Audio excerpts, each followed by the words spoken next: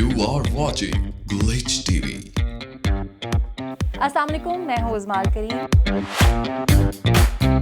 आपकी आवाज़ उज़मा अलकरीम की तरह लग रही है। मैंने बोला मुझे अक्सर लोग ये कहते हैं। बहुत ज़्यादा कमाई होती है, बिल्कुल सही कि जब मैंने ज्वाइन किया तो 5 फिगर्स में मेरी सैलरी थी। अब यकीन करें कि वो वक्त था कि मैं कंट्रोल नहीं कर सकी। वैसे भी पाकिस्तान तो नंबर 1 लिस्ट पे है अगर आप जर्नलिस्ट की सिक्योरिटी के हवाले से देखें ख़तरनाक तरीन ममालिक में। एक इदारा बनाया इसलिए गया कि मीडिया इंडस्ट्री को डुबा दिया जाए। फैन फॉलोइंग बढ़ती भी जब है ना, जब आप अपने आप को खुद तो थोड़ा सा स्टार फील करें। मुझे सिर्फ न्यूज़ एंकर नहीं बनना था, मुझे एक्टिंग का बहुत शौक था कि आप पिछले 4 इवेंट्स में जो है ना यही कपड़े पहन कर आ रही हैं। मैंने कहा अच्छा, मैंने तो नोट ही नहीं किया। मेरे अम्मी अब्बू और इनका तो वो हाल था कि लग रहा था कि ये खुद टीवी पर आ गए।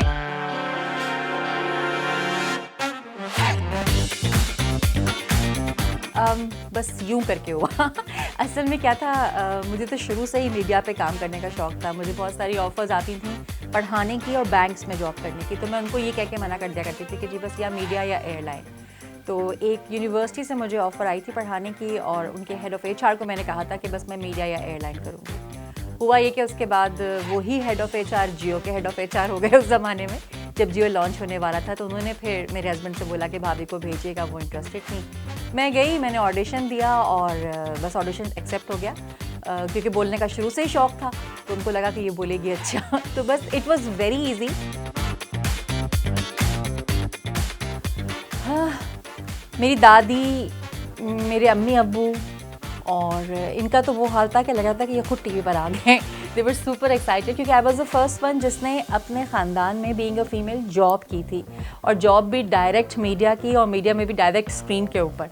तो वो एक वैसे भी एक सरप्राइजिंग फैक्टर था। तो सबको सबसे ज़्यादा तो ये था कि मैं कपड़े कैसे पहन कर आऊँगी, क्योंकि जनरली एक हम भी मिडिल क्लास फैमिली से हैं और जनरल कॉन्सेप्ट ये था कि जी अगर टीवी पर आ जाएंगी ना तो बिल्कुल बस हत्थे से उखड़ जाएंगी और हाथ से निकल जाएंगी। तो वो कपड़े कौन से पहने और क्या किया, दुपट्टा सही से लिया था या नहीं लिया था, वो 10,000 चीज़ें थी। लेकिन ये they all were very excited and they all were very happy. और मुझे याद है कि मेरी दादी ने मुझे कहा था अरे ये चंगा काम किया कि दुपट्टा जो है ना वो सही से लिया था। तो मैंने बोला जी थैंक यू सो मच। अरे भाई मैं तो अंसार नकवी मरहूम बहुत हमारे मतलब मुझे सिखाने वाले कहते हैं मीडिया में उंगली पकड़ कर अगर मुझे चलना सिखाया है तो वो अंसार भाई ने सिखाया है। अब यकीन करें जब मैंने ज्वाइन किया था तो रात के 2-2 बजे तक तो वो मुझे ऑफिस में लेके बैठे रहते थे, मेरा शीनकाफ दुरुस्त करवाते रहते थे और उसके बाद मार्क करते थे चीज़ों को। फिर मेरे मियाँ को वो अखबार भिजवाते थे और कहते थे कि अब आपने जो है, और अब उनको भी अम्मी बनने का बहुत शौक था। वो फ़ौरन से जो है ना बैठ के नहीं देखो तुम्हारा ये गलत है तुम्हारा। मैंने कहा वो वहाँ अंसार भाई और यहाँ पर आप। लेकिन ये कि जाहिर सी बात है फैमिली सबसे बड़ी क्रिटिक होती है और वो आपको जिस नज़र से देख रहे होते हैं वो आपकी रिस्पेक्ट का भी ख्याल कर रहे होते हैं, उनकी मोहब्बत का लेवल अलग होता है, वो बहुत जेन्युइन होते हैं आपके साथ। तो बहुत मुझे क्रिटिसिज्म भी मिलता था और सही करने के लिए अपने आप को मिलता था। तो येस आई थिंक मुझे डेवलप करने में जहाँ मेरे ऑफिस के बहुत सारे सीनियर कोलीग्स का हाथ है, वहाँ मेरी फैमिली का भी बहुत है। और अब तो मेरे बच्चे भी बहुत ज़्यादा एडवाइस करने लगे। बहुत ज़्यादा कमाई होती है, बिल्कुल सही, क्योंकि जब मैंने ज्वाइन किया तो 5 फिगर्स में मेरी सैलरी थी। बस जहाँ से 5 फिगर शुरू होता है ना बिल्कुल वहीं से। तो नहीं, ऐसा नहीं है कि बहुत ज़्यादा कमाई होती है, ऑफ कोर्स। और हर फील्ड में ऐसा होता है। जब आप मेडिकल में जाते हैं तो कुछ डॉक्टर्स कम अर्न कर रहे होते हैं, कुछ ज़्यादा अर्न कर रहे होते हैं, जिनका एक्सपीरियंस ज़्यादा होता है वो बहुत आगे तक पहुँच जाते हैं। आप जितना टाइम उस फील्ड को देते जाते हैं और जितना इन डेप्थ आप उसकी नॉलेज को रिटेन करते जाते हैं उतना ही वो आपको in terms of financial benefit return देता है। ऑफ कोर्स ये 100% ट्रू नहीं होता, बहुत सारे और फैक्टर्स भी इन्वॉल्व होते हैं, बट इन एनी केस अगर आप हार्ड वर्किंग हैं और आपने अपनी फील्ड को टाइम दिया है तो in the end you get paid accordingly. बिल्कुल होता है। एंकर्स, देखिए जो न्यूज़ एंकर्स है शायद उनको तो नहीं, करंट अफेयर्स के एंकर्स को डेफिनेटली होता है, प्रोड्यूसर्स को होता है। वैसे भी पाकिस्तान तो नंबर 1 लिस्ट पे है अगर आप जर्नलिस्ट की सिक्योरिटी के हवाले से देखें ख़तरनाक तरीन ममालिक में। तो यहाँ तो वैसे भी ये बहुत एक सीरियस सिचुएशन है। लेकिन बहरहाल उसी माहौल में रहते हुए काम करना है, आपको अपनी फैमिली को भी बचाना है। और आजकल तो वैसे भी इतनी सख्ती हो गई है कि हर चीज़ जो है वो कंट्रोल्ड और चेक्ड है। जहाँ आप देखते हैं कि बहुत सारे फैक्टर्स इन्वॉल्व हैं, मैं सबके नाम तो नहीं ले सकती, लेकिन आप एक्सट्रीम वर्जन्स कहीं पे भी चले जाएं, चाहे वो एक्सट्रीमिस्ट हों, चाहे वो एंटी स्टेट एलिमेंट्स हों या और ब्लॉकेजेस हों, वो सब के सब तमाम करंट अफेयर्स के एंकर्स को, तमाम प्रोड्यूसर्स को, स्पेसिफिकली अगर हम न्यूज़ की बात करें तो हर एक को फेस करने पड़ते हैं। फ़ैन फॉलोइंग बढ़ती भी जब है ना, जब आप अपने आप को खुद तो थोड़ा सा स्टार फील करें, लेकिन हम तो बस लगता था कि जी दो भी पटखा हमको लगता रहता था, 12-12 घंटे की हमारी शिफ्टें होती थी। हाँ, ये ज़रूर है कि जब हम कराची आए तो जैसा कि मैंने आपसे कहा कि हमारी बिल्कुल शुरू में 5 फिगर्स वाली सैलरी थी, यहाँ पे गाड़ी वाड़ी भी नहीं थी। तो मेरी दादी गुलशन मेहमान में रहती थी, तो मैंने कहा कि चलो मैं सुबह सुबह बस में चली आती हूँ, बड़ी वाली बस में चलती थी, तो मैं उसमें बैठ के दादी से मिलने के लिए चली गई और मैंने चादर लपेट के अपनी यूँ करके ऐसे कवर कर लिया। शायद के लोग पहचान लें, क्योंकि चैनल एक ही था उस टाइम पे और न्यूज़ फीमेल एंकर भी मैं अकेली थी।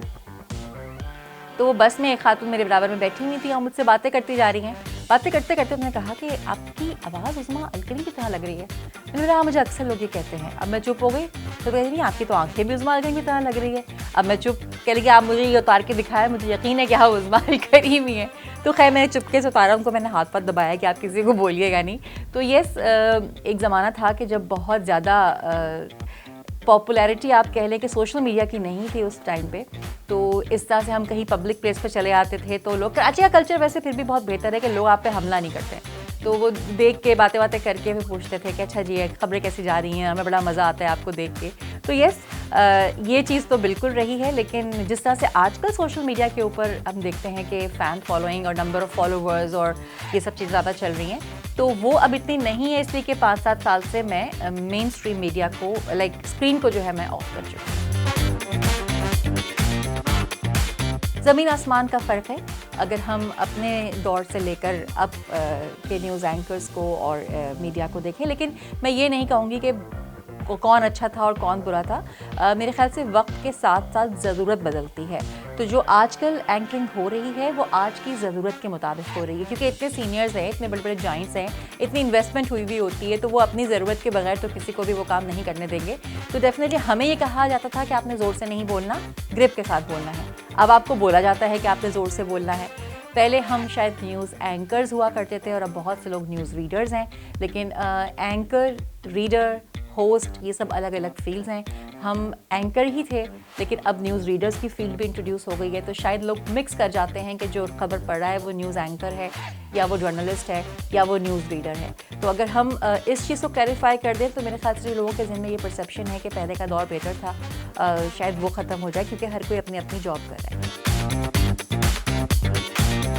जब आप ओवर द बोर्ड चले आते हैं ना किसी भी चीज़ में, तो फिर उसका डिक्लाइन भी उतनी जल्दी आता है। चाहे आप इन टर्म्स ऑफ सैलरीज चले जाएं या in terms of number of people you have hired उसमें चले जाएं, या आप न्यूज़ एलिमेंट्स के ऊपर चले जाएं, तो ये बहुत सारी चीज़ें थी। हमने देखा कि सैलरीज जो थी वो आपकी मार्केट वैल्यू से बहुत ज़्यादा कर दी गई थी। फिर हमने देखा कि लोग जो हैं वो बहुत ज़्यादा, हमने देखे थे कि लोग जो है उनकी आप कह लें कि हायरिंग बहुत ज़्यादा हो गई थी। अब उससे 50% लोगों में भी काम हो रहा है, उस 50% सैलरी से भी काम हो रहा है। होता क्या है कि आप अपने पैसों के हिसाब से, अपनी जॉब्स के हिसाब से अपग्रेड हो जाते हैं, लेकिन जब वो चीज़ आपकी ख़त्म होती है, डिक्लाइन पे आती है, तो फिर इंडिविजुअल सफ़र करता है, उसकी फैमिली सफ़र करती है। तो यही चीज़ हमने मीडिया में देखी। फिर एक हमने जो चीज़ देखी, मैं किसी इदारे के ख़िलाफ़ बात नहीं कर रही, लेकिन एक इदारा बनाया इसलिए गया कि मीडिया इंडस्ट्री को डुबा दिया जाए, तो वो हमने देखा और बहुत से लोग को समझ भी रहे थे, बहुत से लोग नहीं भी समझ पा रहे थे। बहरहाल वक्त के साथ साथ वो कहते हैं ना बेल शेप ग्राफ होता है, कुछ चीज़ें ऊपर जाती हैं और फिर ऐसा ऐसा नीचे डिक्लाइन की तरफ आती हैं, और ये नेचुरल प्रोसेस भी होता है। ये तो मैंने वो फ्लॉज बताए जो मैं समझती हूँ, लेकिन एक नेचुरल प्रोसेस भी होता है कि पहले प्रिंट मीडिया, अखबार, डाइजेस्ट, इवन मैगज़ीन्स जो है वो बहुत पढ़े जाते थे, लेकिन उसके बाद हमने देखा कि इलेक्ट्रॉनिक मीडिया आया और अब इलेक्ट्रॉनिक मीडिया जो है वो डिक्लाइन की तरफ जा रहा है। अब डिजिटल प्लेटफॉर्म आते जा रहे हैं, तो हर नई चीज़ आती चली जाएगी, पुरानी चीज़ों को सस्टेन करना भी मुश्किल होगा। सो एक पीस ऑफ एडवाइस है तमाम लोगों के लिए कि प्लीज़ अपने आप को एक जगह पर स्टैग्नेंट ना करें, वक्त की ज़रूरत को समझते हुए अपने आप को टाइम के साथ साथ अपग्रेड ज़रूर करते जाएँ। एक दफ़ा भी नहीं आई, सारे मेरे दोस्त हैं जानने वाले, और मैं सबको देख के बोल रही हूँ, तुम सब लोगों ने मुझसे वादे किए हैं, लेकिन कोई मुझे जो है ना ऑफ़र देता है, और बल्कि आराम से कभी मैं बोलती भी हूँ तो कहते हैं तुम तो बॉलीवुड के लिए बनी हो या हॉलीवुड के लिए बनी हो, तुम्हें यहाँ क्या करना है। तो मैं उनको ये कहती हूँ उसका मतलब मैं ना समझूँ। तो यस, कभी ऐसा कोई ऑफ़र आई नहीं, लेकिन ये कि हाँ, मेरी बहुत अच्छी आप कहें छोटी बहनों की तरह से है फ़िज़ा, जिन्होंने बहुत सारी मूवीज़ बनाई हैं, फ़िज़ा और नबील ने, फिल्म वाला के प्लेटफॉर्म से। तो उनके यहाँ मैंने अपनी वो थोड़ी थोड़ी कहते हैं ना कि ख्वाहिश पूरी कर ली कि वहाँ पे एज ए न्यूज़ एंकर मैंने खबरें पढ़ ली, लेकिन इसके अलावा ट्रस्ट में मुझे कभी किसी ने ऑफर नहीं किया। मुझे तो कहा जाता था कि अगर आपने कपड़े खरीदने हो, जो पैसे शुरू में हमें कपड़े मिलते थे, फिर हमें पैसे मिलने लगे, तो मुझे कहते थे कि प्लीज़ ये आपने मियाँ के साथ ये अपनी बेटी को ले जाया करें कपड़े खरीदने के लिए, क्योंकि आप बहुत बुरे कपड़े खरीद के लाती है। तो ये मुझे कपड़ों का कोई सेंस, ना शौक है ना सेंस है। बस ये है कि आप कहीं पे भी चले जाएं और जो भी पहन लें, क्या फ़र्क पड़ता है। 10 दफ़ा भी पहना हुआ, मुझे तो एक दफ़ा कहा गया कि आप पिछले 4 इवेंट्स में जो है ना यही कपड़े पहन कर आ रही हैं। मैंने कहा अच्छा, मैं तो नोट ही नहीं किया। तो या वो सेंस मुझ में बिल्कुल भी नहीं है। अब क्योंकि मेरी बेटी बड़ी हो गई है तो उसने वो सेंस मुझ में काफ़ी हद तक डेवलप किया है। बट ट्रस्ट में मैं बिल्कुल चूज़ी नहीं हूँ, बल्कि मुझे वो क्वार्टर ही मेरा जो है ना दिमाग का क्लोज़ है। मैं हूं अदील अजहर। रेडियो पे तो आप मुझे सुनते ही रहते हैं, लेकिन अब होगा एक फेस ऑफ, लेकिन उसके लिए थोड़ा सा इंतजार।